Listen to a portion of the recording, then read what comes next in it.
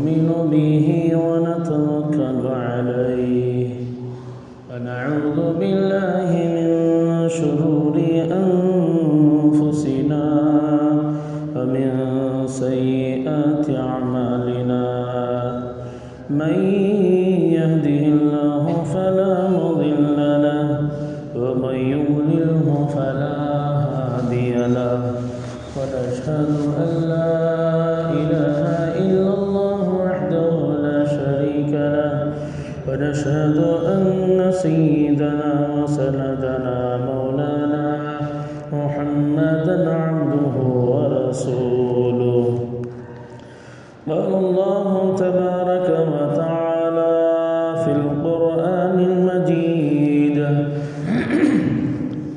أعوذ بالله من الشيطان الرجيم بسم الله الرحمن الرحيم وإذا قيل لهم لا تفسدوا في الأرض قالوا إنما نحن مصلحون. قال النبي صلى الله عليه وسلم: لا يؤمن أحدكم حتى أكون أحب إليه من والده وولده والناس أجمعين، أو كما قال عليه الصلاة والسلام. رب اشرح لي صدري ويسر لي أمري واحلل عقدة من لساني يفقه قولي. سبحانك لا علم لنا إلا ما علمتنا إنك أنت العليم الحكيم. اللهم صل على سيدنا محمد وعطرته بعدد كل معلوم لك. معزز سامعین کرام، یہ اللہ کا فضل کرم ہوا کہ اللہ تبارک تعالیٰ نے مجھے اور آپ تمام کو جمعہ کی نماز ادا کرنے اور اس سے پہلے حالت حاضرہ کے موافق حالت حاضرہ کی کچھ باتیں کہنے اور سننے کا اللہ نے موقع عنایت نصیب فرمایا. دعا فرمائے کہ اللہ تبارک تعالیٰ ہمارے اس مل بیٹھنے کو دنیا اور آخرت کی کامیابی کا ذریعہ اور سبب بنائے. حضرات، یہ بات یقینی طور پر طے ہے کہ اس زمین کو اور انسانوں کو الغرض ساری کائنات کو اور ساری کائنات کی مخلوق کو صرف اور صرف اللہ تبارک تعالیٰ نے پیدا فرمایا ہے. اور ہم یہ بات جانتے ہیں، جو کوئی چیز کو بناتا ہے وہی بہتر جانتا ہے اس چیز کے نفع کو اور نقصان کو. مثال کے طور پر کوئی کمپنی کوئی چیز کو بناتی ہے، وہ بنانے والا جانتا ہے کہ جس چیز کو میں بنایا ہوں اس کو مینٹیننس کیسے کرنا ہے، نفع کیا ہوگا، نقصان کب ہوگا. کوئی چیز دوائی بناتی ہے، اس میں لکھا ہوتا ہے اس چیز کو ٹھنڈی جگہ میں رکھنا. یہ کوئی اور چیز ہوتی ہے، کہتے ہیں کہ اس کو پانی سے بچانا اور ٹھنڈی جگہ سے بچانا. میں دیکھے نہیں دیکھ دوائیں، بولتا ڈاکٹر اس کو لپٹ کر ہوا نہیں لگنا اس دوا کو. اور کسی دوا کہتا کہ اس کو رکھنا فریج میں رکھنا، ٹھنڈی جگہ میں رکھنا. یہ کوئی چیز ہے کہ پانی نہیں لگنا اسے.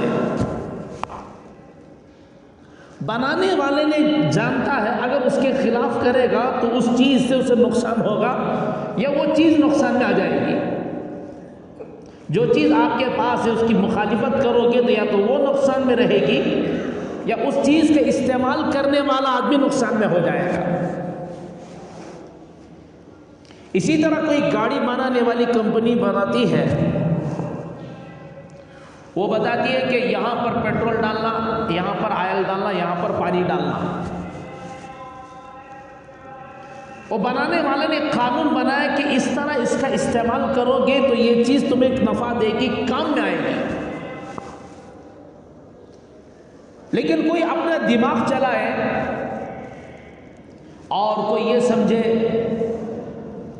یہ تو میری ملکیت ہے، یہ تو کیا ہے، یہ میری ملکیت ہے، میں نے پیسوں سے اس کو خریدا ہے، اب میرے پیسے حکم کمپنی کا، یہ کیسے ہوگا بھائی؟ پیسہ بھیجنا دیا، ایک کار کو لیے آپ میں سے کوئی آدمی، پیسے آپ کو دینا پڑ رہا ہے، لیکن اس کا مینٹیننس کیا کرنا ہے؟ آپ کے قانون، آپ کے دماغ کے موافق، آپ کی خواہشات کے مطابق نہیں، بلکہ جو چیز کو جس نے بنایا ہے اس کے قانون کی ماتحت آپ کو چلنا ہے۔ پانی ڈالنے کی جگہ آپ نے آئل ڈال دیا، آئل ڈالنے کی جگہ پیٹرول ڈال دیا، پیٹرول کی جگہ پانی ڈال دیا، تو بتاؤ وہ سواری کام آئے گی؟ اس سے نفع ہوگا؟ نفع نہیں ہو سکتا، وہ گاڑی چل نہیں پائے گی۔ آپ لاکھ اس کی مخالفت کر لیں، لاکھ کوشش کر لیں، آپ کو یہ نفع ہونے کے بجائے نقصان ہوگا۔ کیوں؟ اس لیے کہ بنانے والے کی آپ نے مخالفت کی ہے، جس طرح اس نے کہا اس طرح آپ نے نہیں سنا ہے، تو آپ کو نقصان برداشت کرنا پڑے گا۔ ایک معمولی چیز جس کو انسان خریدتا ہے، چھوٹی دوائی کیوں نہ ہو، اس کو بھی اس کے بنانے والی کمپنی کے مالک، بنانے والوں نے جس طرح کہا اس طرح آپ کو چلنا پڑے گا، تو آپ کو نفع ہوگا۔ تو بتاؤ تم کو اور ہم کو، اس ساری کائنات کو، اس زمین کو اللہ تبارک تعالیٰ نے پیدا فرمایا ہے، اللہ نے بنایا ہے، تو اس بنانے والے نے کچھ قانون بنائے ہیں، اس کے تحت اس زمین میں کیا ہوگی؟ فصل اگے گا، انسان میں انسانیت باقی رہے گی، اس کائنات کا نظام صحیح سے چلے گا، انسان اس طرح زندگی گزارے گا تو اس کا جسم اسے نفع دے گا۔ اگر اس کے خلاف چلے گا تو اس کے جسم سے اسے نقصان ہوگا، اس کی روح اس کی نقصان ہوگا، جس جگہ میں وہاں پر بھی نقصان ہوگا۔ کب؟ اگر بنانے والے کی مخالفت کرے گا تو۔ اس بنانے والے نے قانون بنایا ہے، اس قانون کو جو ہے اسلام میں شریعت کہتے ہیں۔ کیا بولتے ہیں؟ شریعت، اسی کا نام۔ زندگی کیسے گزارے گا تو نفع ہوگا؟ خلاصہ، کیسے گزارے گا تو نقصان ہوگا؟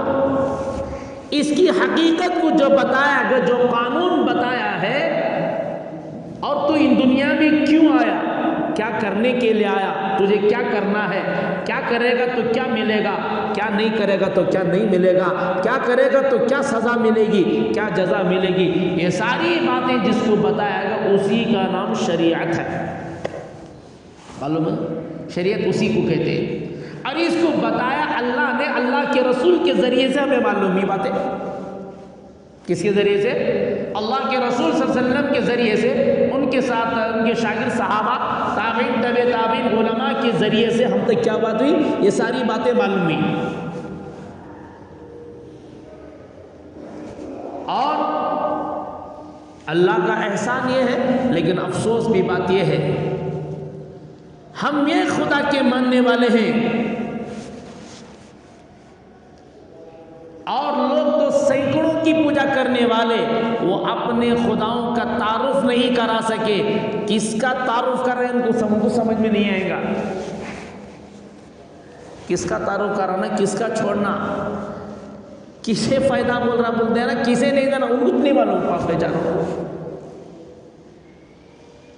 ہر چیز میں خدا، ترازو تولتے نا اسے بھی خدا، وہ ایک نام پڑے بھول جاؤں میں، ترازو تولنے کیا بولتے سر؟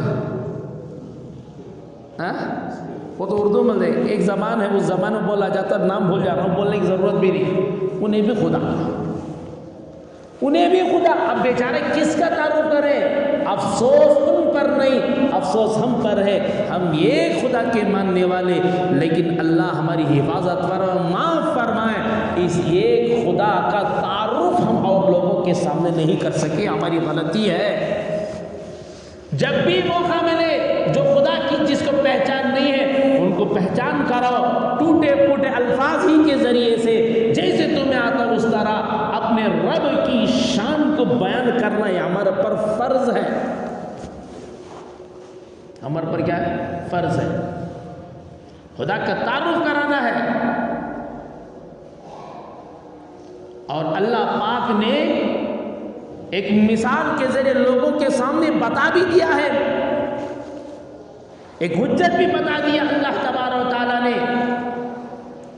کتنی مسجدوں کے سامنے جا کر دیکھو، مغرب کی نماز کے بعد یا دیگر نمازوں کے بعد جو ہے جو ہزاروں کی عبادت کرنے والے، ہزاروں کے خداؤں کو ماننے والے، وہ چھوڑ کر اپنی جگہوں میں ایک خدا کے ماننے والے کے سامنے آ کر مسجدوں کی دیواروں کے سامنے، سیڑھیوں کے سامنے کھڑے ہو جاتے ہیں۔ کھڑے ہو کر انہیں یقین ہے کہ ہم اتنے کو ماننے کے باوجود ہمیں وہ نفع نہیں ملے گا، بلکہ وہ نفع جو ایک رب کے ماننے والا ہے اس کی زبان میں، اس کے پھونک میں وہ نفع ہے، جو ہمارے لاکھوں کے ہزاروں کے خداؤں کی عبادت کرنے میں وہ نفع نہیں ہے، جو ایک رب کے ماننے والے کی زبان میں جو تاثیر ہے۔ ارے ہے کیا نہیں ہے؟ ہو رہا نہیں ہو رہا؟ پھر بھی تم نہ مجھے یقین نہیں کو تو اس سے بڑی بیوقوفی کیا ہے؟ اپنے رب کو پہچانو، جس کی عبادت کرو اس عبادت کو پہچانو۔ ہزاروں کی عبادت کرنے والے وہاں چھوڑ کر ایک رب کی عبادت کرنے والے کے پاس اپنے نفع کی خاطر آ جاتے ہیں، سمجھ جاؤ ان کے دل میں بات آ گئی ہے ان کے رب سے ہونے والا ہے، تو ان کو یقین آ گیا۔ افسوس کہ افسوس مسلمان، تجھے یقین نہیں آیا ایک رب کے اوپر، اس لیے تو اپنے کاروبار کو چھوڑ کر یہاں پر نہیں آتا ہے۔ کیوں؟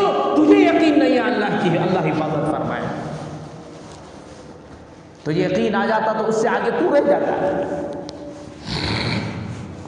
حالات دن بدن بدل رہے ہیں، آئے دن کوئی نہ کوئی فتنہ، آئے دن کوئی نہ کوئی ایک شوشہ۔ کچھ مسلمانوں کو تو معلوم ہے، کچھ مسلمان اسے معلوم ہی نہیں، بیل کی طرح زندگی گزار رہا، اٹھ رہا، کھا رہا، پی رہا، جا رہا، بیت الخلا آ رہا، کما رہا، لاکھ ڈال رہا، جو کچھ بیوی بچوں کے ساتھ رہ رہا، جس خواہش پوری کر رہا، ویسے نہ اسے ملک کے بارے میں معلوم۔ ہم نہ کہیں جس ملک میں اس ملک کے قانون کو بھی جاننا تیرے لیے ضروری ہے۔ کیا حالات پیش آ رہے ہیں، حالات تیرے اوپر بھی آئیں گے، تیری اولاد کے اوپر بھی آئیں گے۔ ارے تو اپنی اولاد کی اتنی فکر کرتا ہے، جس گلی میں تیرے کسی مقام پر جانا ہے، اسکول میں تیرے بچے پہنچنا ہے، جس گلی میں کتے زیادہ ہوتے ہیں، کاٹتے ہیں، بھونکتے ہیں، اپنے بچے کو تو نصیحت کرتا ہے اس گلی سے نہ جانا، یہاں پر کتے ہیں کاٹتے ہیں، اس گلی سے چلا جانا، صحیح سالم پہنچ جائے گا۔ ایک کتے کا تو ڈر کو دلاتا ہے، لیکن تو یہ نہیں سمجھتا تیرے بچے کی ایمان کے ڈاکے ڈالنے والے کیا سازشیں رچ رہے ہیں، یہ کیا کیا ہو رہا ہے۔ تو جو ہے اپنے بچے کو ایک کتے سے ڈراتا ہے، ایک تھوڑے سے زخم سے بچانے کی کوشش کرتا ہے، تو یہ نہیں ڈرتا، یہ نہیں سوچتا پورا وجود کو کس طرح بچائے، پوری اس کی زندگی کو کس طرح بچائے، اس کی آخرت کو کیسے بچائے، دنیا کی زندگی کو کیسے بچائے۔ تجھے یہ فکر نہیں ہے، تجھے تو یہ فکر نہیں ہے، تجھے تو بس ایک معمولی چیزوں کی فکر تجھے لگی ہوئی ہے۔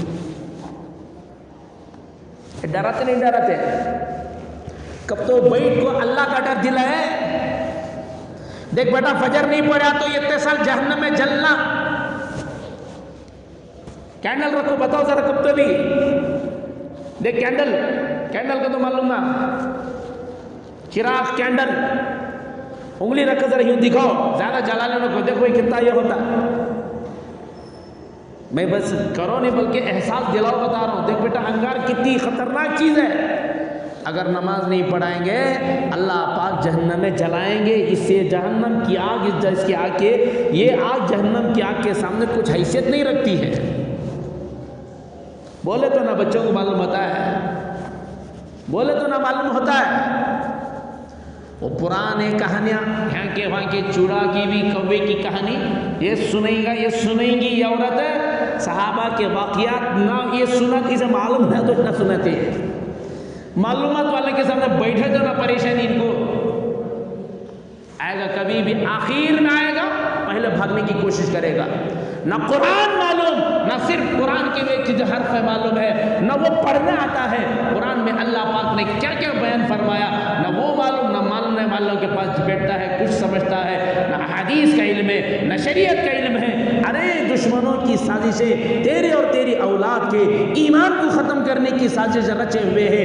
ایمان ختم ہو گیا، یہ جہنم میں جائے گا، جہنم میں جلنا پڑے گا، 1 سال 2 سال نہیں، کروڑا سال جہنم میں جلنا پڑے گا۔ ایسی سازشیں رچا جا رہا ہے، لیکن تجھے کوئی فکر نہیں ہے، نہ اولاد کو اس کے بارے میں تو بتا رہا ہے۔ سامنے پڑے، سامنے بوڑھے ہیں جو ضعیف ہیں، انہوں کیا ٹیک لگ بیٹھے تھے، لیکن ٹیک لگو بیٹھے تو اونگنا بھی نہیں، اونگے تو سوئے تو کیا ہوتا، وضو ٹوٹ جاتا، دوبارہ وضو کر لے کا آنا ہے۔ سلطان عبد الحمید ایک بادشاہ گزرا ہے، کون ہے؟ ایک بادشاہ گزرا، اس بادشاہ کے پاس جو ہے کچھ لوگ آئے اور اس وقت جو ہے اس کے ملک کے اطراف اکناف پورا جو ہے احاطے میں دشمنوں نے ان کو گھیر لیا تھا۔ کیا کر لیا تھا؟ گھیرے میں لے لیے تھے، اور آ کر کہا سلطان تم اور تمہاری قوم دشمنوں کے نرغے میں، دشمنوں کے گھیرے میں اس طرح آ چکے ہیں جس طرح ایک زبان دانتوں کے درمیان میں پھنسی رہتی ہے، اسی طرح تو اور تیری قوم جو ہے یہ دشمنوں کے درمیان اس طرح پھنس چکے ہیں جس طرح زبان دانتوں کے درمیان میں رہتی ہے، چاروں طرف جو ہے خطرناک دانت ہے، ہڈیاں ہیں، اور درمیان میں پتلی زبان ہے، اس طرح تم آ چکے ہو، بتاؤ تم کیا کرو گے؟ اب اس زبان کی طرف کیا ہی داتا ہی نہیں، دانا داتا سے بھی ہے کہ نہیں؟ آج کل بہت استعمال بھی ہو رہا اس کا، بکری نہ بھئی گوشت جو باقی رہتا ہے استعمال تو ہونا چاہیے۔ تم اور تمہاری قوم، یاد رکھو لفظ، تم اور تمہاری قوم دشمنوں کے گھیرے میں اس طرح آ چکے ہو جس طرح دانتوں کے درمیان میں زبان رہتی ہے، اس طرح تم آ چکے ہو، بتاؤ کیا کرنا ہے، کیا کرو گے؟ سلطان نے جو جواب دیا وہ جواب ہم کو سیکھنا ہے اور اپنی نسلوں کو بتانا ہے، یقین خدا کی ذات پر بتانا ہے۔ سلطان عبد الحمید نے فرمایا بے شک یہ وقت ایسا آ چکا ہے کہ ہم دشمنوں کے درمیان میں ایسے پھنسے ہوئے ہیں جس طرح دانتوں کے درمیان زبان رہتی ہے، لیکن یاد رکھو میری بات یاد رکھو، ایک وقت ایسا آئے گا، آتا رہے گا، ایک ایک کر کے دانت سارے جھڑ جائیں گے لیکن زبان جو کی تو باقی رہے گی۔ اسی طرح دشمن اسلام ختم ہوتے چلے جائیں گے، اللہ پاک اسلام اور مسلمانوں کو اسی طرح باقی رہے گا۔ داتا جھڑتے نہیں جھڑتے، جھڑی سونے پہ منڈی ہلانا ڈر رہی، جھڑ گئے سے جھڑ گئے، کیا کرنے ہوتا ہے؟ ریڈی میڈ تو ڈال لی نا، ریڈی میڈ ڈال لی ہے نہیں بھائی، حقیقت کیا ہوگا اس میں؟ دانت جھڑتے نہیں جھڑتے، ایک دو تو کسی کا جھڑ جاتا ہے، کسی کے پورے جھڑ جاتے ہیں، وہ خدا کی قدرت، وہ خدا کی دین ہے، عیب کی چیز بھی نہیں۔ عمر ہونے پر کیا ہوتا ہے؟ دانت جھڑ جاتے ہیں۔ لیکن بتاؤ کسی کی زبان جھڑ گئی کہ آج تک؟ منڈی حالا یوں کر رہے تو یوں تو بولو، جھڑکے کی زبان جھڑکے کی، ہر چیز کا اسپیشلسٹ ہوتا ہے، دانتوں کا ڈاکٹر، آنکھوں کا ڈاکٹر اسپیشلسٹ، کانوں کا، دماغ کا، ہارٹ کا، کڈنی کا، فلاں کا تو سنے کی زبان کا بھی اسپیشلسٹ ہے، کر کو کون تو بھی ہے۔ کوئی ڈاکٹر بولا گا تو اس کی گرفتاری اس کی بیوی چھوڑا ہوتی ہے، میرے رہتے ہوئے تو کیسے اسپیشلسٹ ہو گیا ہے کیا نہیں؟ میرے رہتے ہوئے تو کیسا ہو گیا؟ زبان جن کی تم باقی رہے گی دانت جھڑ جائیں گے۔ اسی طرح اس نے بتایا اسلام بھی باقی رہے گا، مسلمان بھی باقی رہیں گے، یہ سارے کے سارے حالات تو آتے رہیں گے، ختم ہوتے جائیں گے۔ زبان اس وقت تک رہے گی جب تک انسان کا وجود باقی رہے گا، انسان ختم ہوگا زبان بولنا ختم ہو جائے گی۔ اسی طرح جب تک یہ کائنات رہے گی، قیامت جب تک آئے، جس وقت آئے گی قیامت تک اسلام اور مسلمان باقی رہے گا۔ قیامت تو اس وقت ساری دنیا کیا ہو جائے گی؟ ختم ہو جائے گی۔ سمجھو اس وقت مسلمان بھی ختم ہو جائے گا، ورنہ اس کو ختم کرنے کی لاکھ کوشش کر لو، انسان یہ مسلمان بھی ختم نہیں ہوگا، اسلام بھی اس دھرتی سے ختم نہیں ہوگا۔ جو چاہے تم کوشش کر لو، زبان باقی تو انسان جس تب تک باقی، اسی طرح مسلمان باقی تو یہ دنیا بھی باقی رہے گی۔ اللہ پاک ایک ایک مسلمان ایک بھی باقی اس کی برکت سے اس دنیا کے نظام کو اللہ پاک چلائے گا۔ اب دانتوں کی بات دیکھ کے بات یاد آ گئی، دانتوں کے درمیان ایک بات یاد آ گئی۔ ایک ہمارے استاد، ان کا ایک جو ہے ایک مسلی، ایک جگہ رشتہ ہوا، اس کا کیا ہوا؟ رشتہ۔ یہ بتا رہا ہوں اسے، یہ ہے مسلمانوں کے درمیان میں بیکار کی باتیں ہیں نا، وہ بتا رہا ہوں، اس کو کیا کیا اپنے ذہنوں سے نکالیں دے کر کو۔ سارا کا سارا طے ہو گیا، لڑکی پسند آ گئی، کیا کیا دیکھی اس کے، ناک، کان، ہونٹا، ہاتھا، چل کو دکھانا، سارے چیزیں۔ اب درمیان میں اسے رہتے رہتے وہ بولتی بیچاری کو، نیچے منڈی جھکا کے بیٹھے رہتی ہے بیچاری، وہی جگہ بیٹی کی حیا تو ہے نا، اللہ نے حیا تو رکھا ہے نا، ذرا ہنسما کر کو بولتے اسے۔ اب نے کئی کو ہنسی، چپکا جم ہنسی گی کیا؟ اب تم نہ ہنسو گے تو چپکا جم، کون تو چپکا جم ہنسیا تو کیا بولتے اسے؟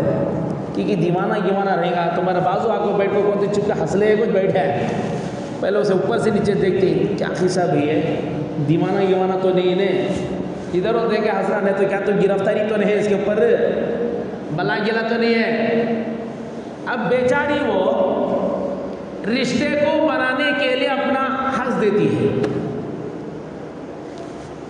دانتوں میں سوراخ، دانتوں میں سوراخ دانت کے بیچ میں نہیں بلکہ دو دانتوں کے درمیان میں ذرا باقی رہتی ہوتا ہے۔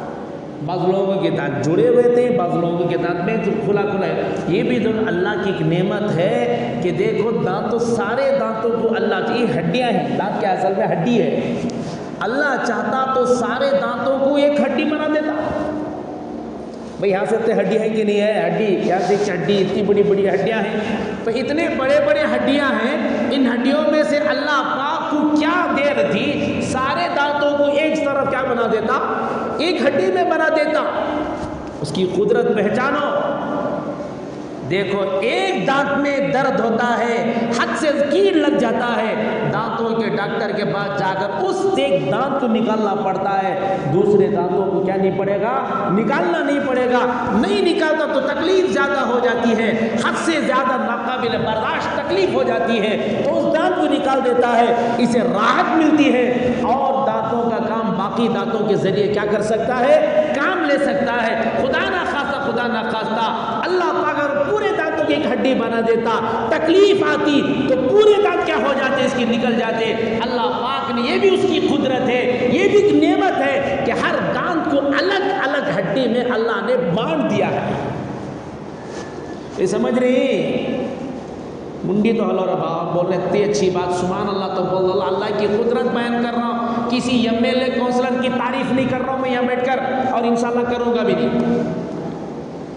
یہ اللہ کی ایک نعمت ہے، ایک دانت میں تکلیف، اس دانت کو نکال دو، سارا معاملہ حل۔ اگر ایک ہڈی ہوتی تو نکالنے میں کتنی تکلیف ہو جاتی۔ یہ اللہ کی قدرت ایک نعمت ہے، اللہ نے ہر ہڈی کو الگ الگ کر دیا، اللہ کی مرضی ملا کر رکھے، اللہ بنانے والے اللہ نے ہے، تو دانتوں کے درمیان فاصلہ رکھنا یہ کس نے کیا ہے؟ اللہ نے کیا ہے، اس کے لیے کیا مناسب وہ ہے؟ نہیں۔ ہمارے نانی بولے جو بچی کے دانتوں میں سوراخ رہتا اس کے نوشوں کے کمائی میں برکت نہیں رہتی، اس لیے میں وہ رشتہ توڑتا لے حضرت، یہ دین کو خراب کری، یہ بڈھے نانیاں جتنا خراب کرنی شاید دنیا کے وقت دشمنوں کا خراب نہیں کرنے دے گا۔ رزق کی برکت کا کنیکشن جو ہے اللہ نے دانتوں کے کھلے رہنے اور دانتوں کے جوڑنے میں نہیں رکھا ہے۔ کبھی اس کی نانی یہ نہیں بولتی رے بیوقوف، وہ بیوقوف تو فجر کی نماز چھوڑا ہے اس لیے تیری روزی میں برکت ختم ہو گئی، کبھی بھی نہیں بولتی۔ تو کمارا کھدا رابیسر کا راب رہا، بیل رابیسر کا راب رہا ہے، تیرے کمائی میں اس لیے برکت نہیں، تو نے کیا چھوڑ دیا ہے؟ نماز تو چھوڑ دے اس لیے تیرے کمائی میں برکت نہیں ہے۔ حقیقت بھی یہی ہے، نماز چھوڑا گا اللہ پاک روزی میں برکت کو ختم فرما دیں گے۔ لاکھوں کما لے، کتنا بھی کما لے، جو کچھ بولنا بول لے، میں اتنا کما رہا ہوں، کہاں جانا کی معلوم رہی، سکون نہیں۔ یہ سارے کے سارے چیزیں اللہ پاک نے تیرے پر ڈالا ہے کیوں تو نماز سے دور ہے۔ بیوی کے دانتوں میں کھلن اور بیوی کے دانتوں کے جڑ جانے سے تیری روزی جڑ جاتی نہیں۔ روزی کا تعلق دانتوں سے نہیں ہے، روزی کا تعلق نماز سے ہے۔ اللہ اکبر و کبیرہ، اللہ پاک خود قرآن میں فرماتے ہیں، 16واں پارہ سورہ طٰہٰ میں فرمایا، وَأْمُرْ أَهْلَكَ بِالصَّلَاةِ وَاصْطَبِرْ عَلَيْهَا لَا نَسْأَلُكَ رِزْقًا نَحْنُ نَرْزُقُكَ وَالْعَاقِبَةُ لِلتَّقْوَىٰ۔ اے نبی صلی اللہ علیہ وسلم، آپ اپنے اہل عیال کو نماز کا حکم دیجئے اور خود اس پر پابند رہیے۔ روزی ہم آپ کو دیں گے، روزی آپ سے ہم نہیں کمائیں گے۔ نحن نرزقک، روزی تو ہم آپ کو دینے والے۔ نماز پڑھو روزی لے لو، کون بول رہا سو؟ اللہ بول رہا ہے، انہیں بول رہے ہیں نہیں دادا کھل گئے رہے تو روزی نہیں۔ اب کس کی مانو گے؟ مانو مر کر کس کے پاس جانا ہے؟ یقین کر لو اللہ کے پاس جانا ہے۔ اللہ کی بات کلمہ اللہ کا پڑھے ہیں، یقین اللہ کی بات پر مجھے کرنا ہے۔ یہ نانی دادی اور دیگر جاہل قسم کے لوگ جن کے اندر علم بھی نہیں ہے، علم کی شمع بھی نہیں ہے، شمع تو دور کی بات علم کی چنگاری بھی جن کے اندر نہیں ہے، ان کی بات مانو گے، خاندان قبیلوں کی بات مانو گے، یا اللہ اس کے رسول علیہ السلام صلی اللہ علیہ وسلم کی بات کو تسلیم کرنا ہے؟ تو مسلمان ہے، اللہ اس کے رسول کی بات کو تجھے ماننا ہے، اسی کا نام ایمان ہے، یقین ہے۔ اگر تو ان کی بات کو چھوڑے گا، اوروں کی بات مانے گا تو شرک میں مبتلا ہو جائے گا، اور شرک کی اللہ کے معافی ہے ہی نہیں، معافی ہے ہی نہیں۔ ان اللہ لا یغفر ان یشرک به ویغفر ما یغفر، اللہ پاک فرماتے یقین اللہ پاک شرک کو تو معاف نہیں کرائیں گے، نہیں کریں گے۔ ویغفر آگے فرمایا اللہ پاک جو ہے دیگر گناہ اللہ چاہتے تو کیا کرنا معاف فرما دیں گے، لیکن شرک کی معافی نہیں۔ بہرحال میں عرض کر رہا تھا دشمنوں کے درمیان میں تم اس طرح پھنس چکے جس طرح زبان پھنسی رہتی، اس طرح سلطان نے کہا دام تو گر جائیں گے لیکن زبان باقی رہے گی، اسی طرح اسلام بھی باقی رہے گا اور اسلام کے ماننے والے کیا باقی رہیں گے۔ یہ حالات تو بدلتے چلے جائیں گے۔ یہ تمہیدی بات لا رہا ہوں، مختصر بول کر 2 منٹ میں اپنی بات ختم کرتا ہوں۔ آج کل ایک وبا پھیلی ہوئی اس ملک میں، UCC اور ایکسا civil code, uniform civil code, یعنی یونیفارم ایکسا یونیفارم، ایک ہی قانون اس ملک میں، ملک ایک ہے تو قانون کیوں الگ ہے؟ ایک ہی قانون سب کے لیے ہونا چاہیے، ایک ہی قانون سب کے لیے ہونا چاہیے۔ اس طرح ایک وبا پھیلایا جا رہا ہے دشمن اسلام کی طرف سے۔